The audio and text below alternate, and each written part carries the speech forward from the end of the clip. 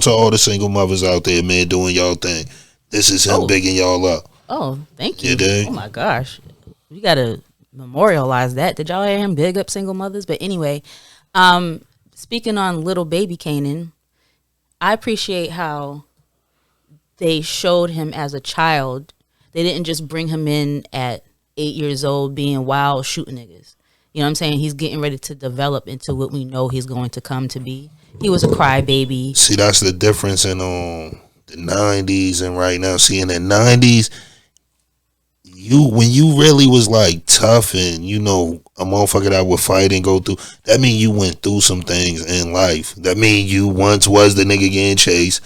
That mean you once was the nigga that got punched in the face. Like in the '90s, in order for you to get your way, you had to go through shit. You know what I'm saying? Then now you could just come out at 18 and be wild as shit. Come off the porch. You know what I'm saying? Like motherfuckers these days be coming off the porch and be 22 years old. Motherfuckers was coming off the porch. They was 8 getting into that fight in the street. You know what I'm saying? Like in the '90s, and then in the '90s it was more kids in the hood. So it was like a lot of us. You know what I'm saying? It wasn't like how now everybody's in the crib on shit.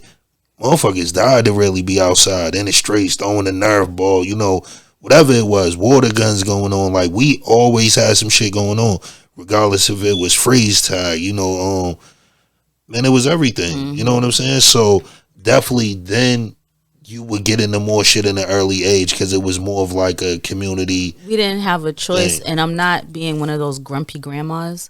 I'm not downing these kids nowadays, but back in our times, I'm so old. Come on, back in my day, we didn't have the internet or like electronics to keep us busy. We had to keep ourselves busy with each other. So it's like these children now, they have more options. We didn't have that option. So what do? We made with what we had, But that's what I'm saying. I definitely think even if going back, and for a lot of people, that's one thing I want to say too. And I know y'all probably heard me speak about that a lot on the podcast.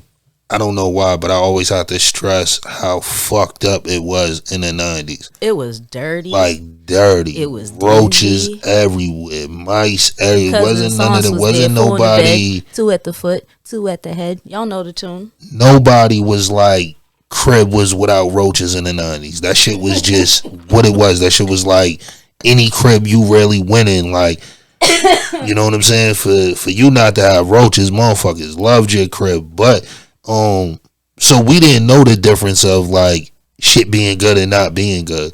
It was just like that everywhere. But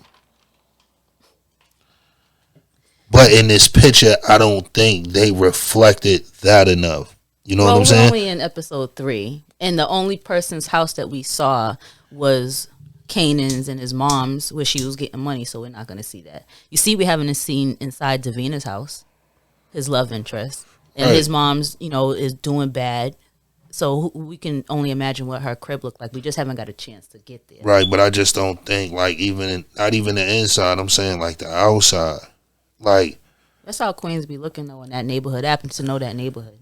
I tell everybody, if you have a chance, I don't fuck what city. Look at any city 91.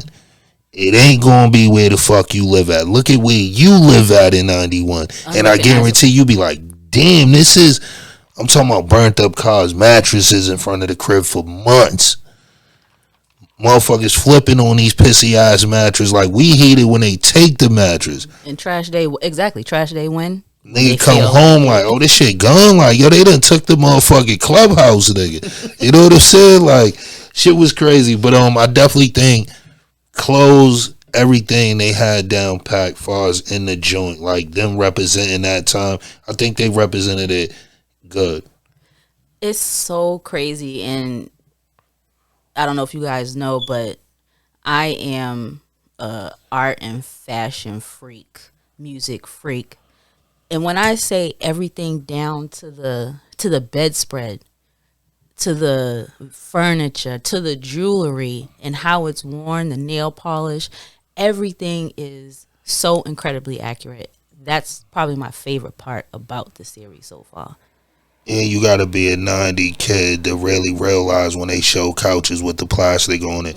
That shit gonna go over a lot of people's head, but nigga, that was how you know it was a new couch in this motherfucker. And when that new couch came in, that shit stayed with the plastic on forever. Forever, the plastic be turning brown. Like, you got your ass whooped for ripping that plastic, nigga. No bullshit. Let you be the one that slid that plastic off. Situation.